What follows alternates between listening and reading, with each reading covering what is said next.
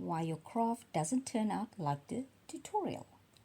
Have you ever watched a crafting video and thought, that looks easy, I can do that?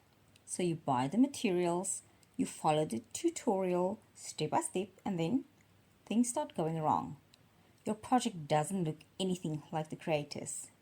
You start wondering, what did I do wrong? Hi, my name is Kale and welcome to my channel. I hear this question all the time. And in my opinion, there are three main reasons why your craft doesn't turn out like the tutorial. At the end of the day, almost everything comes down to experience and skill. But let's break it down. Reason 1. The difficult parts get edited out. Many crafting videos are made to entertain, inspire, or show what's possible, not necessarily to teach the process. So when something goes wrong during filming or there's a difficult technique, it often gets cut out during the editing process. So what you see is a smooth 20-minute tutorial or 60 seconds short, when the actual project may have taken hours, days, or even weeks to complete. But this isn't just true for beginner creators. Experienced artists and creators also edit their videos because we simply can't include every minute of the process. I'll come back to this in a moment.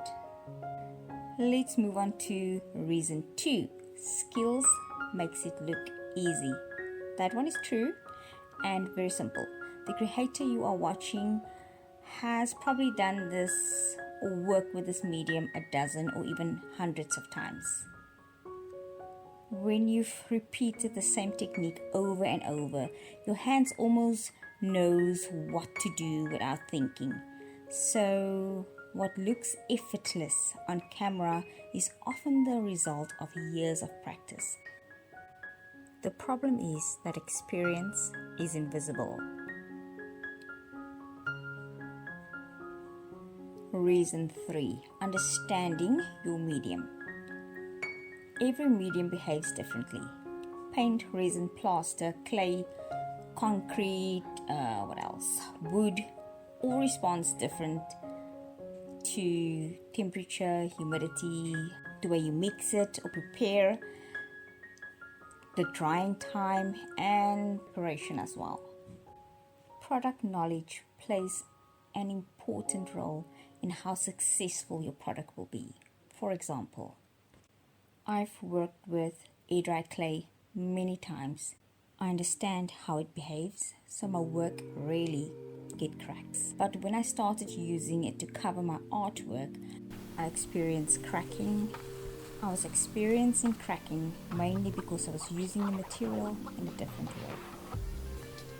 If you want to learn more, I have a video that goes into depth about air-dry clay and covering your artwork with air-dry clay.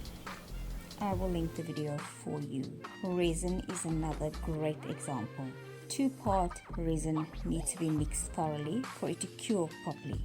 Temperature also plays a huge role in how the product cures. If it's too cold, the resin may stay sticky or never cure properly.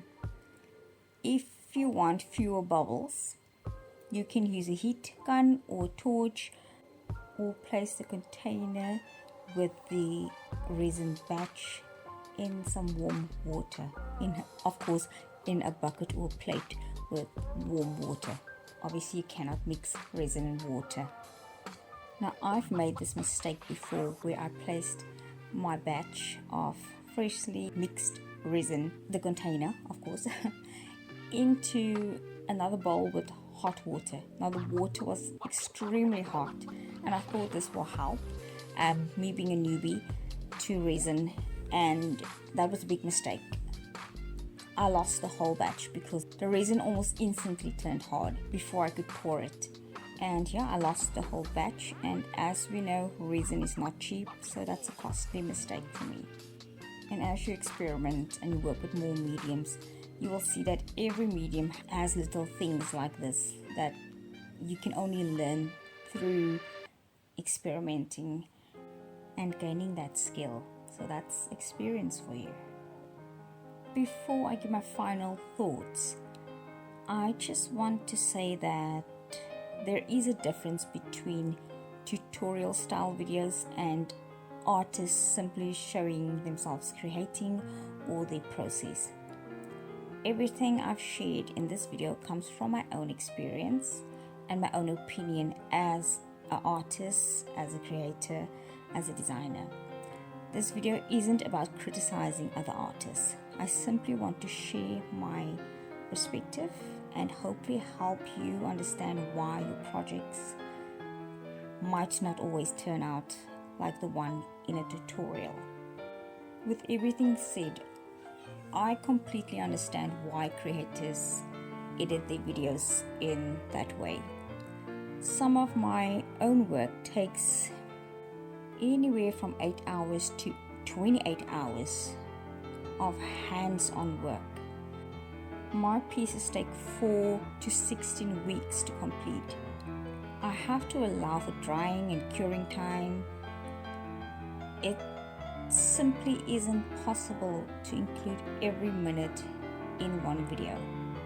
Editing is simply part of creating content.